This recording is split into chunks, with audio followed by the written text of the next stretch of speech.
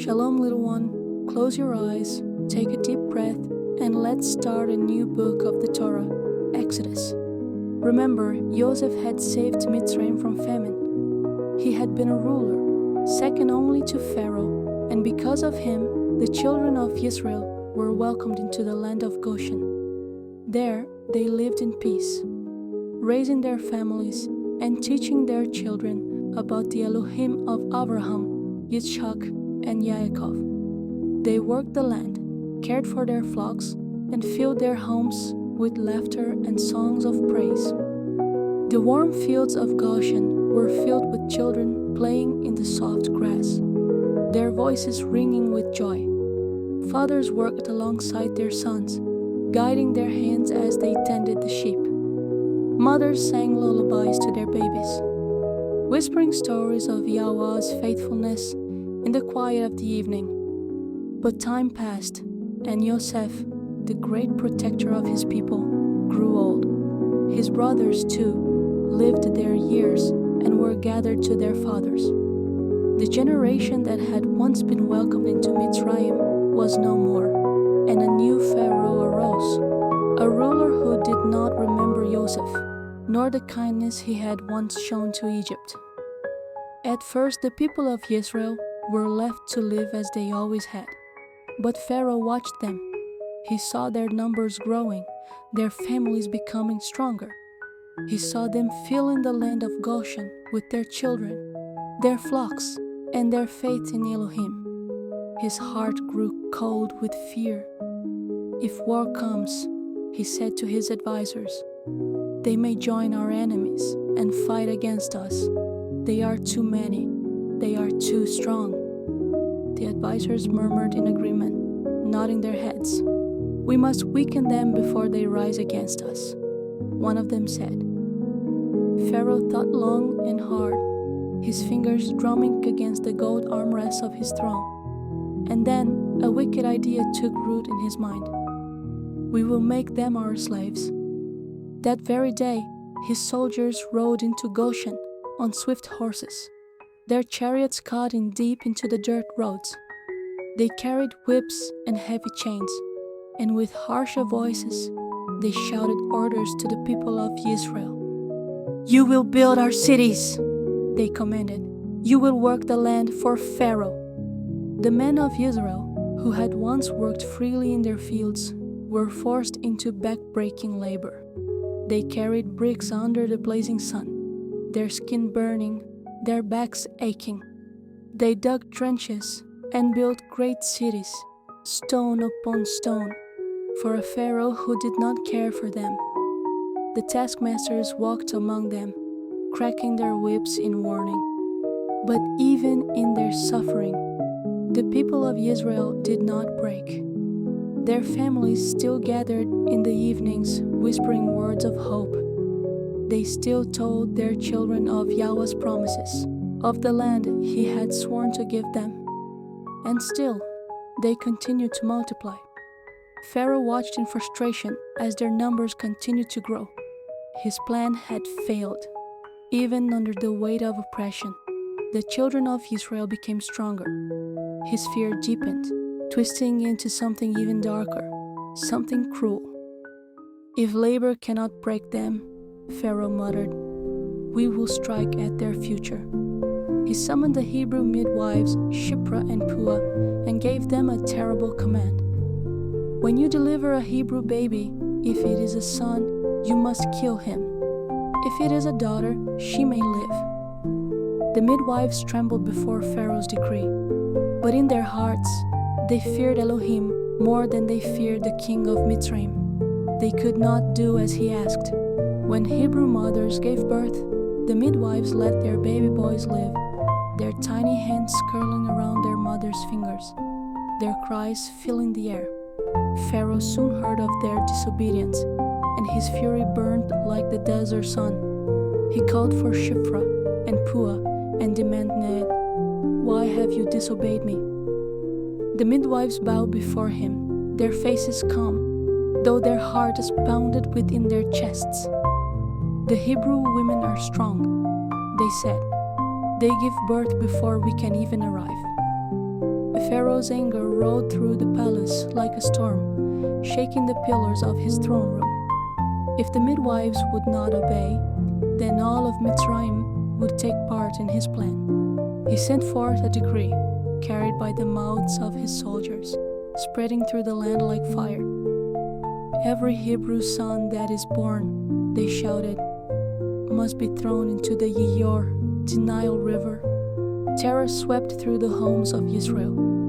Mothers clutched their newborn sons, rocking them in the darkness, whispering prayers to Elohim. Fathers built hidden places, trying desperately to keep their children safe. But Pharaoh's soldiers were many and their ears were sharp. The cries of Israel filled the night. Sorrow carried upon the wind. But Yahweh had not forgotten his people. Even in the midst of their pain, he was weaving a plan, one that would raise up a deliverer. The cries of Israel filled the night. Mothers clutched their babies close, whispering prayers to Yahweh, hiding their newborn sons from Pharaoh's soldiers. Fathers built secret places in their homes, covering their children in the darkness, praying the soldiers would pass by. But the order had gone out, spreading through every corner of Mitzrayim. Every Hebrew son that is born must be thrown into the Nile river. The soldiers patrolled the streets, their torches flickering in the night. They knocked on doors, stepping into homes uninvited, searching for the cries of an infant. Fear gripped the hearts of Israel. Each day, they wondered if it would be the day their child was taken. But in the midst of this fear, in a quiet home among the Hebrews, a child was born. He was a beautiful baby boy, his eyes bright, his cries strong. His mother, a woman from the tribe of Levi, held him close, pressing his tiny body against her chest. She looked into his face and knew she could not give him up. For 3 months, she hid him. She rocked him gently, shushing his cries before they could be heard. She wrapped him in soft cloths and sang to him in whispers. She kept him close, breathing in his warmth, knowing every moment with him was a gift. But as the weeks passed, he grew. His voice became louder, his movements stronger. She knew she could not keep him hidden forever. One night, as the stars glowed over Goshen, she sat in silence, watching her baby sleep. Tears filled her eyes as she ran her fingers over his soft cheek. She could not protect him in her home, but perhaps Yahweh would protect him elsewhere. She rose early the next morning and took a basket woven from reeds. She coated it with tar and pitch, making sure it was strong and would not sink in the water. Then she laid her son inside, wrapping him in warm cloths, tucking him in as if he were going to sleep. Her hands trembled as she carried the basket to the river. The Yaor stretched wide before her, its waters slow and steady. She knelt at the edge, her breath shaky. His sister Miriam stood nearby, watching with wide eyes. She had been told to stay and watch, to see what would happen. With a whispered prayer, the mother placed the basket into the water. The current took hold, carrying it gently among the reeds. She did not want to let go. Her fingers clung to the edge, just for a moment longer. But then she released it, and the basket floated away. Miriam followed at a distance, her small feet stepping carefully along the banks of the river.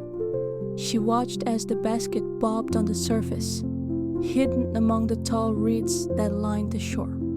The river carried it forwards, toward the palace.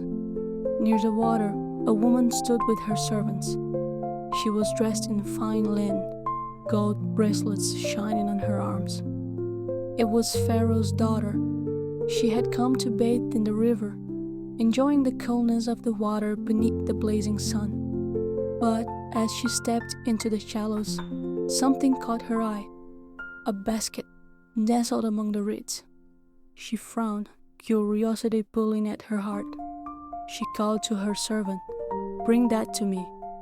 The woman waded through the water, lifting the basket into her arms and carrying it to her mistress. Pharaoh's daughter took hold of the woven reeds, unfastened the cloth, and pulled back the covers. Inside, the baby stirred. Then his eyes fluttered open, and he cried, a cry of hunger, of longing, of needing his mother's warmth. Pharaoh's daughter gasped softly, her heart moved with compassion. She reached into the basket and lifted the baby into her arms, cradling him gently. "This is one of the Hebrew children," she murmured. Miriam, who had been watching from a distance, took a deep breath. She could not wait any longer. She hurried forward, stepping out of the reeds and approaching the princess. "Shall I find a Hebrew woman to nurse the child for you?" she asked. Pharaoh's daughter looked down at the little girl, then back at the baby in her arms. "Yes," she said softly. "Go." Miriam turned and ran, her feet barely touching the ground as she rushed home. She burst through the door, breathless, and called to her mother, "Come quickly!" Together, they returned to the river, where Pharaoh's daughter waited with the child. The princess looked at the woman and placed the baby into her arms. "Take this child and nurse him for me," she said, "and I will give you wages." The mother's heart swelled. She held her son tightly, pressing her face against his, breathing in his warmth once more. Yahweh had done what seemed impossible. Her son had been saved, and for a little while longer he would remain in her arms. She took him home, and for the next few years she cared for him, watching him grow strong and healthy.